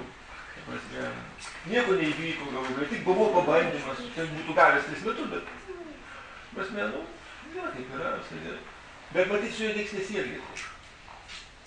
Žmoniškai. Paprastai taip, ar jis yra kareiviai, kad paprastai net už bandymus, tada, reiškia, turi kažkas, turėtų būtų gavęs tokių tai emocijų, ten šaukti, ir aš taip, čia tyrė tą alchemiją, čia labai paprastai yra. Bet jeigu būtų namas sudegęs, ar būtų nebūtų pradėti? Aš nežinau. Būtų, aš žinau. Čia jau fantazija. Kas būtų, jeigu būtų? Ar veikro? Vis tiek reikalauja tiek kantrybės, Čia man tokiais atvejais, esu skaitęs. čia specialiai, kad manyje būtų, Mes savį irgi turim laisvyti tą pusę. Mes irgi turim blogą ir gerą, visų turim. Bet mes turim kultivuoti tą savo gerąją pusę. Mes turim kultivuoti savo širdį. Mes turim galbūt tik kibirkštį, užuomeną. Bet jeigu mes ją kaip žiežavę pusę, ta meilė gali degti. Mūsų nėra kitos išimties. Mes turim kultivuoti savyje. Tas kultivavimas yra visi tie išbandymai, kurie aplinkui. Ir yra mūsų šansas, ko žmogus patenka į, kaip čia pasakyti, kas yra didvyris. Kare, pavyzdžiui. Tas, kuris ten treniruotėsi, ten šokinėjo, nieko panašaus. Tada į karą jį pasiuntė ir jis kažką padarė, jam tada medalius kabina. Tada jis yra didvyris, kažką tokio, draugą ištraukė, dar kažką. Susitiko su pavojais, jis yra didvyris. Net bandymas, net jeigu po mirties didvyris, net bandymas kažką padaryti, kuris nepavyko, vis tiek jį vadina didvyriu, nes jisai darė to, ko paprastai žmogus nedaro. Save aukoja, ten dar kažką. Tai yra nežmoniška. Žmogui yra normalu, kad jis save viską. Jis taiga nuo savęs, čia nežmoniška.